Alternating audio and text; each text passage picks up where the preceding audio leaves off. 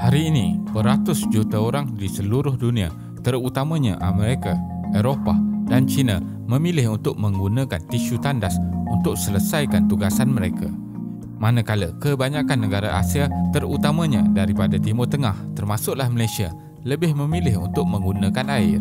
Jadi, adakah manusia perlu berubah daripada menggunakan tisu tandas kepada air? Teruskan menonton. Tisu tandas sudah disebut di dalam tulisan Cina pada abad ke-5 lagi, dan pada abad ke-14, lebih 10 juta helai tisu telah dibuat. Kebanyakannya digunakan oleh kerabat raja di situ. Namun begitu, ketidakmampuan dalam menghasilkan produk ini dengan lebih banyak telah menyebabkan ia tidak boleh dijumpai di tempat lain. Pada tahun 1857, seorang pengusaha dari New York, Joseph Gayati, telah memperkenalkan tisu tandas komersial pertama untuk digunakan.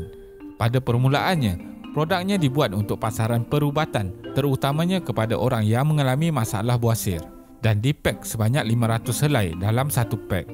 Tisu tandas telah mengalami evolusi seterusnya pada tahun 1890 ketika dua saudara lelaki bernama Clarence dan Edward Ewing Scott mempopularkan konsep tisu tandas dalam bentuk roll. Mulai hari ini, penggunaan tisu tandas telah tersebar luas di seluruh dunia. Penduduk dunia menggunakan hampir 30,000 pokok setiap hari dalam bentuk tisu tandas. Ini bermakna mereka menggunakan 10 juta pokok setiap tahun dalam bentuk tisu tandas. Rata-rata orang Amerika dilaporkan menggunakan 3 gulung tisu seminggu, dan di seluruh negara mencatatkan kira-kira 36.5 bilion roll setahun. Dari segi pembuatan, satu rol tisu tandas menggunakan kira-kira 140 liter air dan melibatkan berjuta pulpa pokok serta menggunakan banyak klorin. Selain daripada itu, boleh dikatakan jumlah tenaga elektrik dan tenaga buruh juga sangat banyak digunakan dalam menghasilkan produk ini. Tisu tandas juga menjadi faktor sistem paip tersumbat dan boleh menyebabkan pencemaran alam sekitar. Jadi, adakah anda fikir ia satu produk yang efisien? Selain daripada menjadi alat pembersih, mengelap menggunakan tisu ini juga boleh menyebabkan kecederaan. Ini kerana kulit di kawasan ini agak nipis dan halus. Di samping itu, tisu tandas yang kering boleh menjadi kasar. Jika ia dilap terlalu banyak, ia boleh membawa kepada kecederaan dan pendarahan. Sudah pasti, penggunaan air sangat menjimatkan berbanding tisu tandas.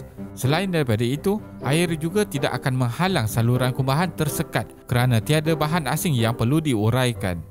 Walaupun begitu, ramai yang tidak menggunakan air kerana mereka tidak selesa apabila rasa basah itu wujud. Sebenarnya, pengeluaran tisu tandas memerlukan kos yang sangat tinggi daripada membuat keuntungan. Dalam beberapa tahun ini, sumber asas tisu iaitu pulpa akan meningkat harganya.